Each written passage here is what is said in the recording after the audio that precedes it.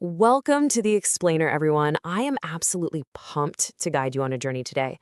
We're going to dive into the truly fascinating evolution of a sport that has somehow transformed from a humble, kind of rustic pastime into a multi-billion-dollar global entertainment matrix.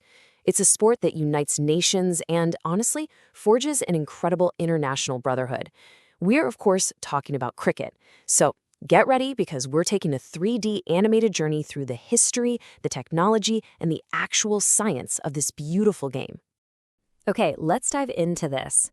When you think of grand, historic cricket rivalries, your mind probably jumps straight to England and Australia, battling it out at the Melbourne Cricket Ground, right? Or maybe Lord's. But I've got a really surprising question for you.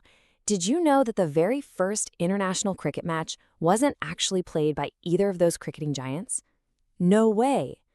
Believe it or not, the answer takes us all the way back to the year 1844, the first international cricket match. And get this, it's actually recognized as the earliest international fixture in literally any sport, was played between the United States and Canada, right in New York. It's such a striking footnote in history, happening more than 30 years before the first official test match. It just goes to show you that cricket's global reach and its power to bring different nations together started way, way earlier than most people realize. So to understand how we got to the modern spectacle we see today, here is our game plan for this explainer. First, village greens to global stages. Second, the first official test match. Third, the Kerry-Packer revolution. And fourth, biomechanics of modern legends. Chapter 1, Village Greens to Global Stages. We're traveling all the way back to 16th century Tudor England to check out the humble, agrarian roots of the sport. Picture this for a second. Open village greens in southeastern England, with matches played under a whole variety of crazy different rules that honestly favored survival over any kind of aesthetic display. If you look closely at this early depiction, you'll see these original matches were played with primitive, handcrafted equipment. Fun fact, the word bat is actually an Old English word that simply means stick or club. It was just a rustic, regional pastime long before it ever became an instrument of cultural diplomacy. And speaking of that handcrafted equipment, take a look at this early bat from our sources. It's shaped remarkably like a hockey stick, curving right outwards at the bottom. Why? Well, there was a very practical, totally simple reason for this. In those early days, the ball wasn't thrown through the air. It was bowled underarm. It was literally rolled along the ground. So that heavy curve at the end of the bat gave the batsman the absolute best chance of making solid contact with a rolling ball. But the game had to evolve. During the 1760s and 1770s, a major shift happened. Bowlers actually began pitching the ball through the air rather than just rolling it. And this changed everything. Suddenly, bowlers had all these new options for length, deception through the air, pace, and even spin and swing. In response to that, the equipment had to be completely transformed. To handle the new speeds and the totally unpredictable bounce of the ball, batsmen needed to master timing and shot selection. And that forced the invention of the modern straight bat that we know and love today. Chapter 2, the first official test match. As the British Empire expanded, so did the game. They exported it across the globe, laying the real groundwork for international camaraderie. Let's see how this builds on our timeline here. We had the invention of the straight bat in the 1760s, that amazing, surprising USA versus Canada match in 1844. And it all culminates in March 1877, over at the iconic Melbourne Cricket Ground. A combined 11 of professional cricketers from Victoria and New South Wales faced off against James Lillywhite's touring English squad. This match is retrospectively designated as the inaugural men's test match, the true beginning of the global stage. Now, what's really interesting about this slide is how a simple sense of humor basically forged one of sport's greatest rivalries. Just a few years later, in 1882, Australia defeated England at the Oval. Following that massive shock loss, a satirical English newspaper published a mock obituary. It declared that English cricket had died, the body would be cremated, and the ashes taken to Australia. This brilliant piece of folklore birthed the legendary Ashes rivalry, cementing a narrative that has connected fans across the globe for generations now. Chapter 3, the Kerry-Packer revolution.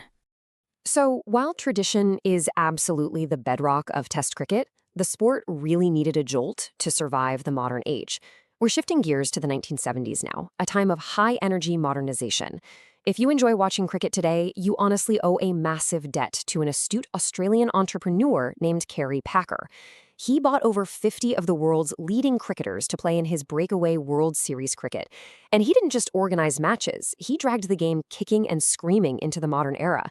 He introduced blinding stadium floodlights for day-night matches, replaced those traditional whites with vibrant, colored clothing, and totally revolutionized the viewing experience with high-quality, multi-camera television broadcasting. He made the sport incredibly fun to watch. So the absolutely crucial point here is that one-day international cricket simply wasn't truly accepted until Kerry Packer promoted it. His breakaway league accelerated the growth of player payments, which turned these athletes from gentlemen amateurs into well-paid global superstars. The Packer revolution proved, once and for all, that cricket could be an exciting, highly commercialized entertainment spectacle without losing its competitive soul. Chapter 4: Biomechanics of Modern Legends.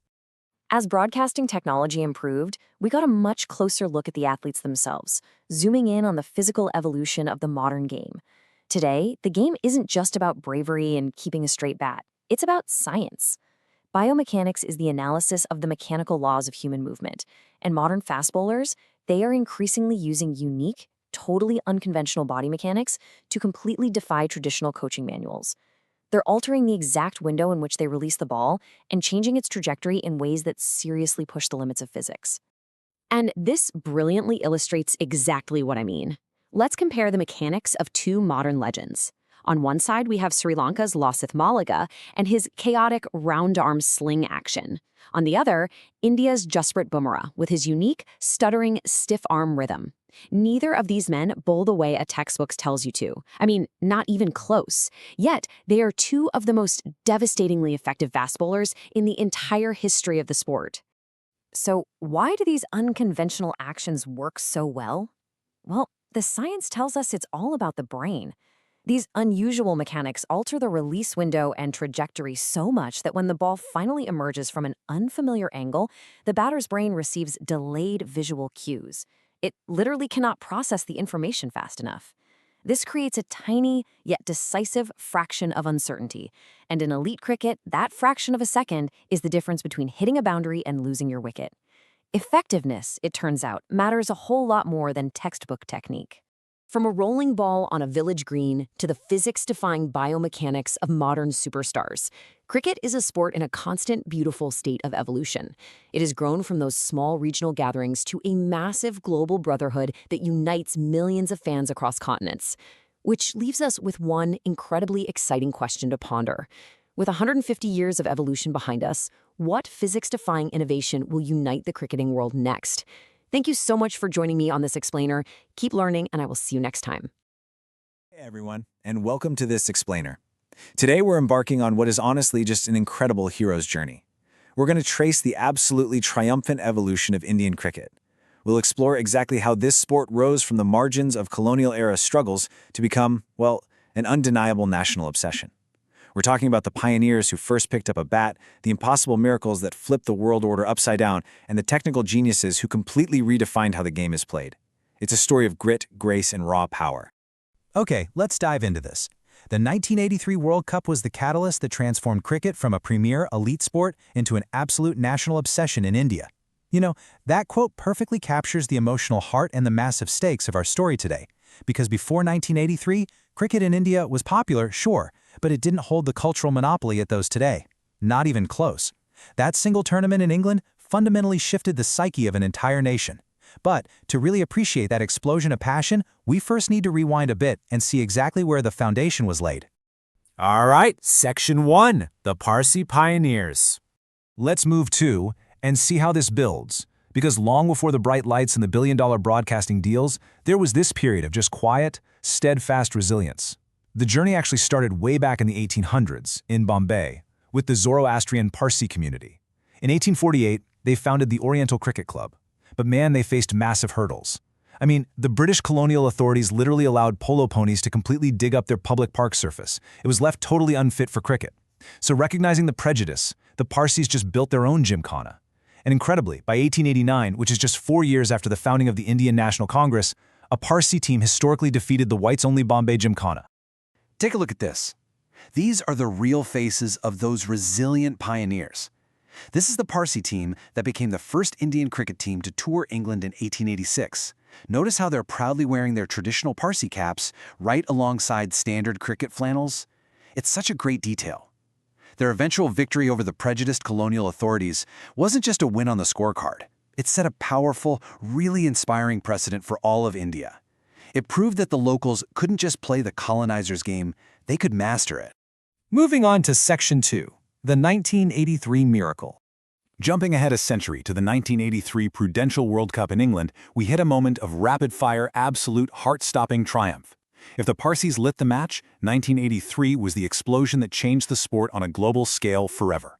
Now, what's really interesting about this slide is that staggering number right there, 66-1.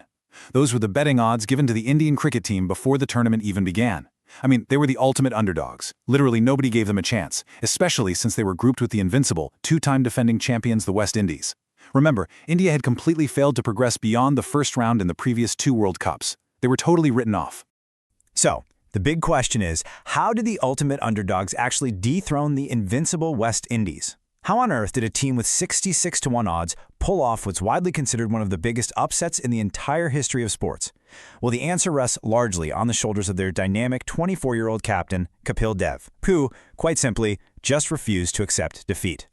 Kapil Dev led from the front with some absolute game-changing moments. Listen to this. During the group stage against Zimbabwe, India's top order completely collapsed. We're talking a disastrous 17-for-5. Kapil walks in and smashes a legendary, unbeaten 175 runs, single-handedly saving the entire campaign. Then, cut to the final at Lord's against the mighty West Indies. India only manages a pretty meager target of 183 runs. The West Indies were cruising at 57-for-2, and the legendary Viv Richards is just aggressively smashing boundaries. But then, Richards skies a pull shot. Kapil Dev runs backward for over 20 yards to take a breathtaking catch. So the crucial point is, that catch completely broke the West Indies' momentum. They collapsed for 140, and India took the cup. Unbelievable. Let's look at Section 3, Sachin's perfect straight drive. From those gritty, history-defining underdog victories of the 80s, we now transition into an era of absolute awe and sheer technical mastery. As cricket basically became India's religion, it produced gods. And honestly, no shot embodies classical perfection quite like Sachin Tendulkar's straight drive. Let's break down his mechanics. It all starts before the ball is even bowled. He'd hold his bat leaning slightly against his front thigh at this perfect 45-degree angle. His stance was just flawless, feet shoulder-width apart, parallel to the crease, knees slightly bent for optimal balance. As the bowler released the ball, his head remained incredibly still, eyes completely locked on the trajectory. Then comes the magic. It's a seamless transfer of weight from the back foot to the front, presenting the full face of the bat directly to the ball. I mean, technically speaking, the straight drive is a low-risk shot because you hit it straight along the ground back towards the bowler. But what made Sachin the undisputed king of the straight drive was his supreme mental discipline and that perfect balance. He took this classical, graceful stroke and turned it into a devastating, boundary-scoring weapon. His front foot was perfectly straight, which minimized any deviation. It was literally poetry in motion, driven by an intense focus that could just block out all external pressure. Which brings us to Section 4, Dhoni's helicopter shot. Just as the cricket world got completely used to the textbook perfection of Sachin, along comes Mahendra Singh Dhoni to completely rip up that textbook with an audacious invention, the helicopter shot. Fun fact, this move wasn't devised in some high-tech academy. Actually, it was taught to him by his late childhood friend, Santosh Lal, during their early days playing on local grounds. If Sachin was all about balance, Dhoni is about pure rotational force. To counter full, Yorker-length deliveries, which, let's face it, are usually impossible to hit, Dhoni adopts an open stance, feet wider than his shoulders. As the ball comes in, he actively steps his front foot slightly forward and across to clear space. Then, he summons immense power from the ground up. He drives from his thighs, through his hips, snaps his wrists, and scoops the ball out with an exaggerated follow-through that spins the bat like a literal helicopter blade. And this brilliantly illustrates just how creative the game had become. These two masterstrokes perfectly capture two totally distinct eras of Indian dominance. On one side, you've got Sachin's classical ground-based precision. It's built on stillness, elegance, and playing perfectly within the V. On the flip side, you have Dhoni's raw, airborne, boundary-clearing audacity. It's completely unconventional. It relies on brutal wrist strength and immense hand-eye coordination to dig out unplayable deliveries and just send them soaring into the stands. They both completely changed the game, for sure, just in totally different ways. So what does this all mean? From the resilient Parsis battling colonial prejudices on ruined pitches, to Kapildev pulling off an absolute miracle with 66-1 odds, to the sheer technical innovations of Sachin's grace and Dhoni's power, the evolution of this game in India is just staggering. The question now is, how will these legendary triumphs inspire the next generation? What crazy new shots are going to be invented? What impossible odds will they overcome next? Because in the story of India's ultimate national obsession, it feels like this hero's journey is far from over. Thank you so much for joining me on this explainer, and keep questioning what's possible.